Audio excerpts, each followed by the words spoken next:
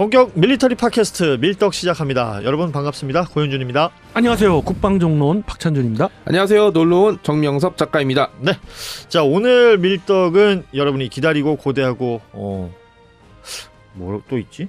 기다리고 고대하고 아무튼 많이들 기대해 주셨던 만약의 시간입니다. 다시 해? 아니요.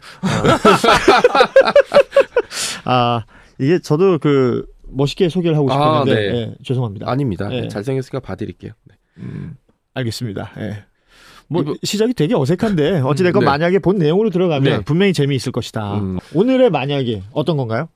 이번 만약에는 K9 자주포가 인도와 중국의 국경 분쟁에 투입된다면으로 해보겠습니다. 그리고 이제 작가는 현실을 기반으로 이야기를 해야 되거든요. 그러니까 그렇죠. 이야기는 상상력은 이제 저 하늘에 있더라도 두 발은 현실이라는 땅에 기반을 둬야 되는데 딱 맞는 주제더라고요. 실제로 존재하는 이야기니까 네. 중국과 인도의 국경 분쟁이라는 것은 일단 네. 중국과 인도가 얼마나 사이가 나쁜지부터 말씀드릴게요. 1962년에 그 유명한 중인 전쟁이 터졌어요. 예. 이게 왜 전쟁이 터졌냐고 하면 굉장히 복잡한데 여기도 영국 놈들이 끼어 있습니다. 세상에 나쁜 일엔 다 영국 애들이 끼어 있는데 네. 여기도 중국이랑 인도의 국경선을 애매하게 그어놔 버렸어요.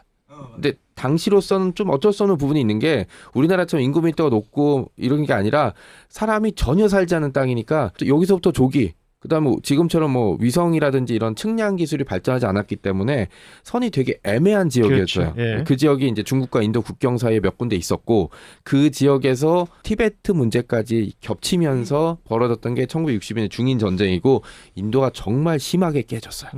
여기도 중국이 그냥 확전이 되면 인도가 미국 편이 될까 봐 이 정도까지만 하고 그다음에 철수하면서 포로들을 풀어줬으니까 끝났지 안 그랬으면 길게 갔으면 정말 위험할 뻔 이제 했었거든요. 인도 입장에서는 그 이후에도 당연히 문제는 정리가 되지 않았죠. 그래서 이후에 2017년, 2020년, 2022년서부터 해서 계속 국경 분쟁 그 TV에 나오잖아요. 서로 청룡도 들고 그러니까 bom봉 들고 여기 무기 잘못 쓰면 큰일 난다 그러니까 돌멩이 던지고 그러잖아요. 여기서. 그다음에 야구 배트에 못질해 갖고 그러니까. 그걸로 서로 쓰는 이게 전쟁. 그러니까 21세기 약간 한 12세기의 전쟁이 벌어진 그런 일들이 계속 12세기에도 그렇게는 안 싸웠을 것 같아.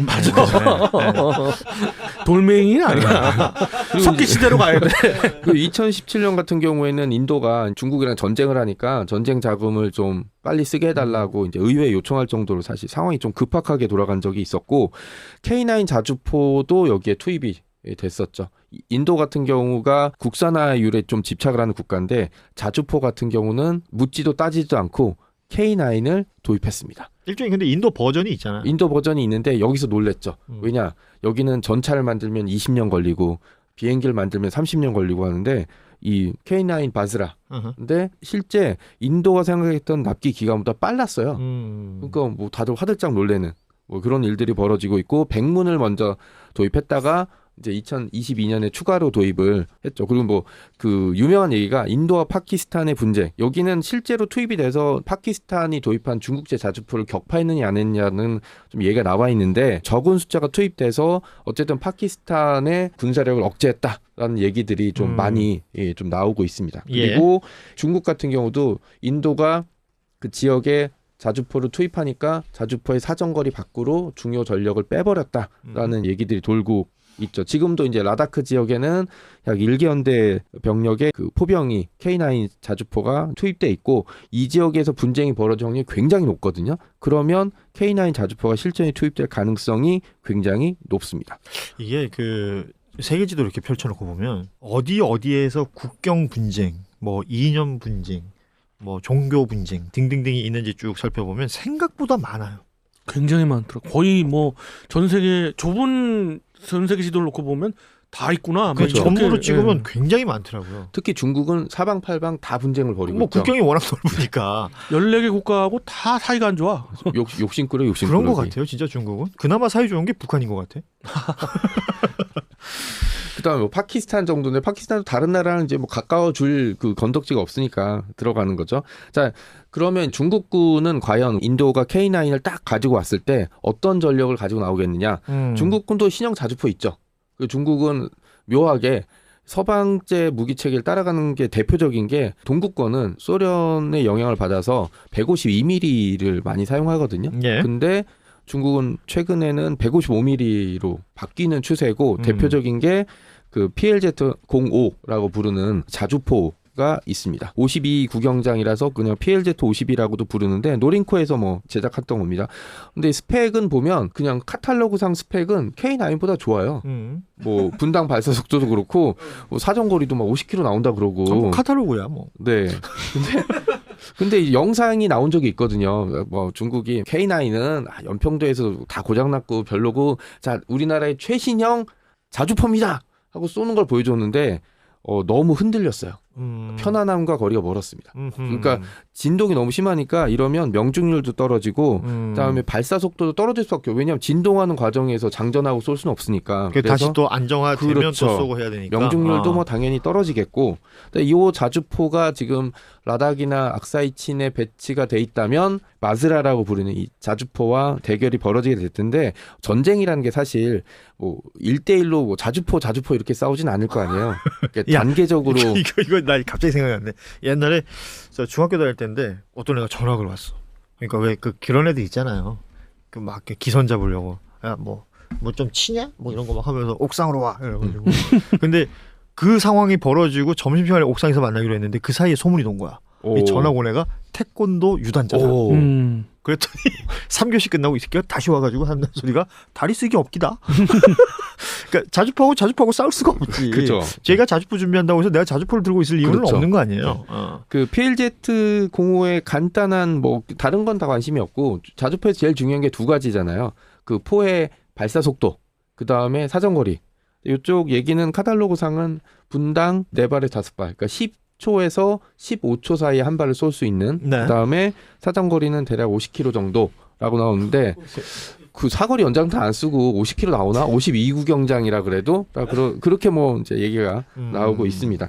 이제 아까 얘기했듯이 전쟁이라는 게 특히 인도와 중국은 둘 다 핵무기를 가지고 있어요. 그렇죠. 그러니까 전쟁이 뭐 갑자기 저쪽 자주포 이쪽 자주포 뭐 이렇게 하지는 않을 거고 하던 대로 언월도랑 곤봉 쓸 거예요 처음에는. 투석전하고. 근데 딱 비슷했던 게 어디냐면 중소 국경 분쟁이 그랬어요. 서로 주먹질하고 싸우다가 밀릴 것 같으니까 권총을 쓰기 시작하면서 중국이 권총 쓰니까 소련은 AK-47 쓰고 이런 식으로 서로 에스컬레이션이 될 거라고요. 우리도 DMZ에 보면 만약 북한군이 뭘로 도발하면 뭘로 반격한다라는 게 있거든요. 네. 네, 비슷하지만 조금 높은 등급의 무기로 이런 식으로 처음에는 뭐 주먹질하고 돌 던지고 뭐 언월도 들고 싸우다가 누군가 개인화기 쓰게 되면 이제 자동소총, 그다음에 자동소총 다음이 그 박격포라든지 요 단계, 그 다음 단계가 포병 전력을 동원하는 거거든요. 아무래도 국경 분쟁이 있긴 있지만 확전되는 걸 원치는 않을 거란 말이에요. 그러다 보니까 무기 선택하는데 굉장히 신중할 수밖에 없죠. 골치 아프겠죠. 네. 그러면 그러니까 돌멩이 던지지.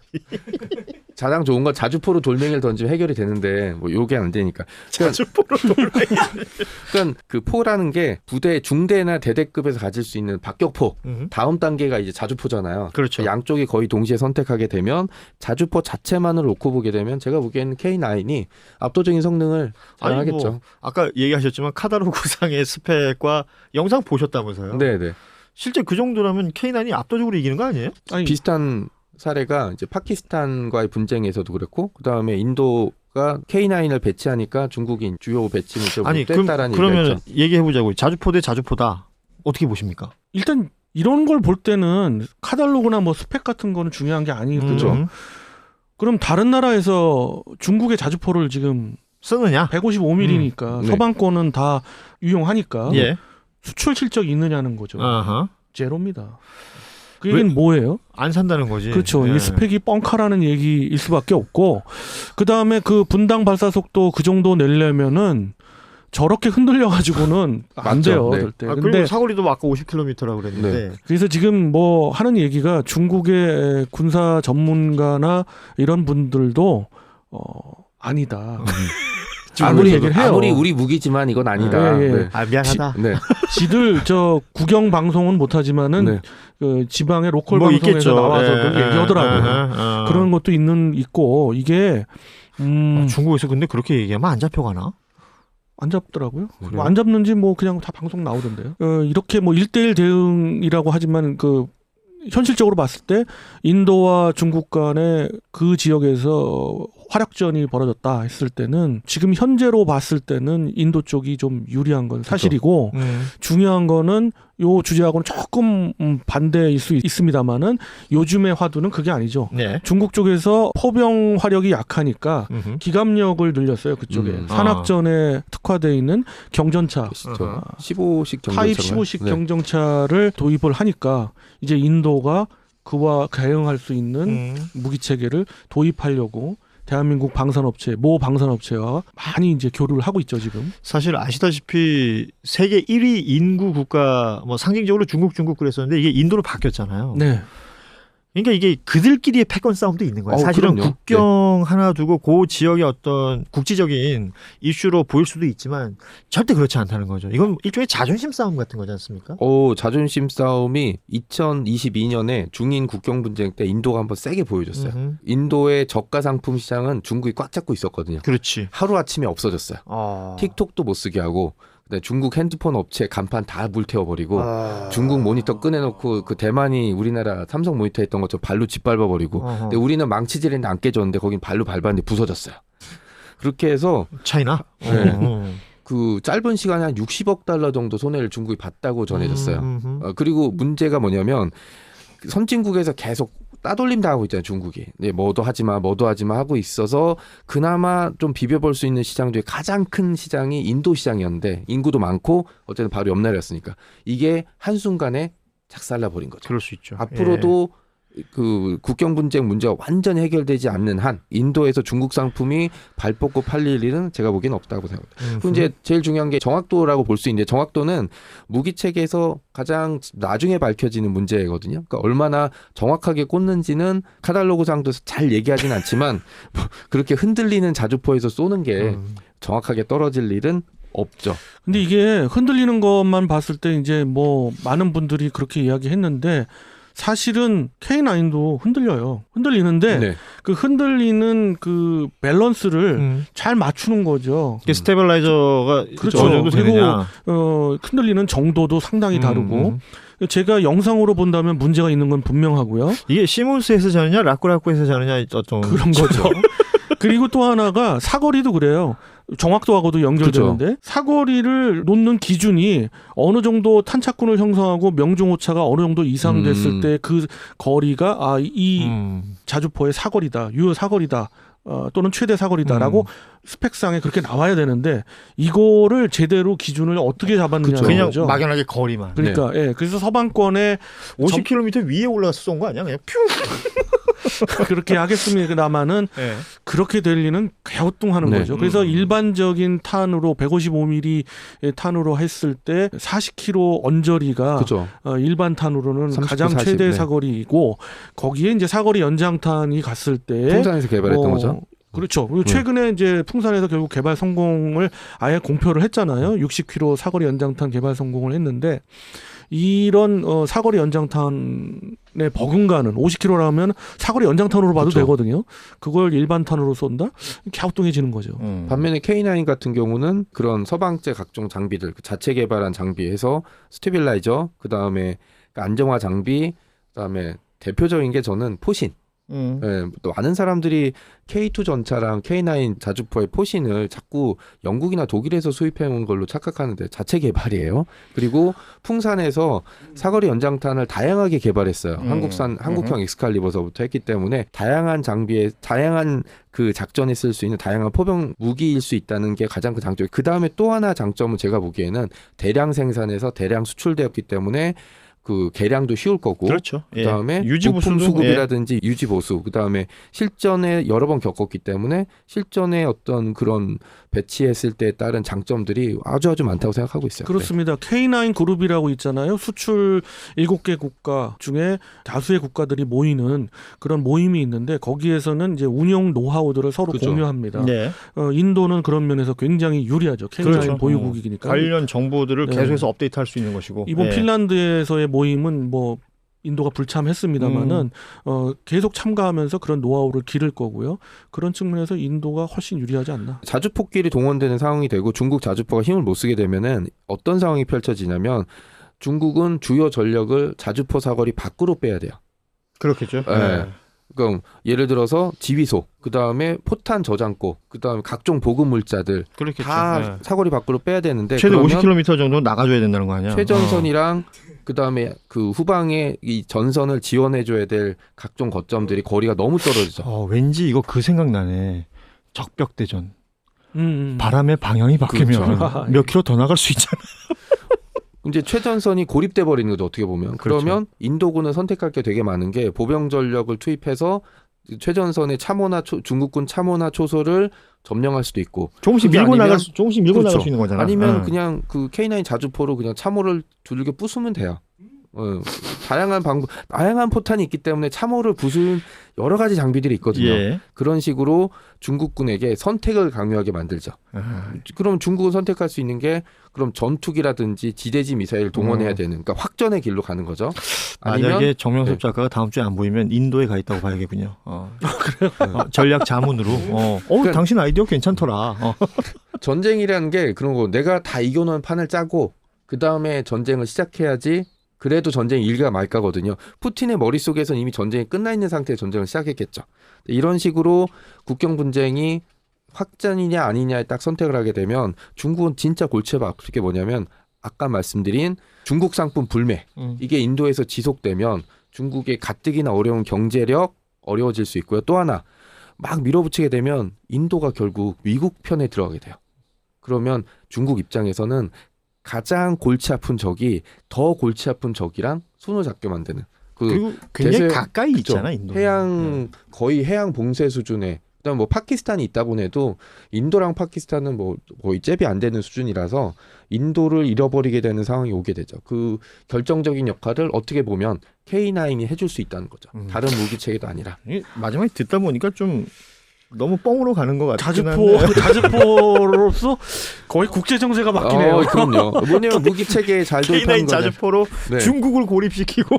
만약에니까 그만큼 중요하지 않았으면 그 인도가 자국 무기를 항상 중요시하기 때문에 외산 무기 도입이 잘 안 돼요. 근데 K9 같은 경우는 도입도 상당히 빨랐고 그 다음에 심지어 우리 더 필요해라고 얘기해서 추가로 더 도입을 했잖아요. 지금 300대 정도 들어가게 돼 있고 저는 더 살 것 같아요. 왜냐하면 이거만큼 좋은 무기 체계가 어디 있어요. 하긴 뭐 이렇게 K9을 어찌됐건 인도가 가지고 있기 때문에 마무리는 인도가 유리한 걸로 마무리가 되는 것 같아요. 그리고 또 하나가 이게 평지면 모르겠는데 산악지형이잖아요. 산악지형에서 제일 중요한 게 어디겠어요? 고지죠. 근데 고지를 하나 K9 사정권 안에 있어서 중국이 여기에 제대로 전력을 배치 못하게 되면 사실상 중국은 그냥 계속 밀려날 수밖에 없는 거죠. 네. 이렇게 되고 마지막에 이제 인도 분들이 다 모여가지고 음악과 함께 네. 도는 거지. 네. 재밌네요. 네. 내가 얼마 전에 넷플릭스에서 RRR이라고 그 인도 영화였어요. 네. 한번 보세요. 기가 막힙니다. 예, 그 영화가 아마 외국어 영화상 뭐 노미네이션 됐었는데 네, 탁게 탔나? 막 하늘 날라다니고 네. 호랑이 맨손으로 때려잡고 난리 납니다. 그거. 그리고 인도 영화 보면 흥이 좀 나는 게 항상 노래와 춤을 그렇죠. 하고 있잖아요. 요렇게 논다니까 다들. 예. 그렇죠. 예. 아무튼 여러분 RRR 마지막에 기억해 주시면 고맙겠고요. 오늘 만약에 인도와 중국 이 국경 분쟁에 K9 자주포 투입이 된다면 결과를 가져올 수 있을까? 그렇죠. 이게 마무리를 하다 보니까 어찌됐건 국제 정세에 K9 자주포가 굉장히 중요한 역할을 하고 있다. 예. 이렇게 마무리가 되는 것 같습니다. 자, 오늘은 저희 여기서 마무리하도록 하겠습니다. 여러분 다음 시간 또 기다려 주시고요. 구독, 좋아요, 알람 설정 그리고 댓글까지 많이들 달아주시면 고맙겠습니다. 그럼 인사드리죠. 고맙습니다. 안녕. 안녕히 계세요.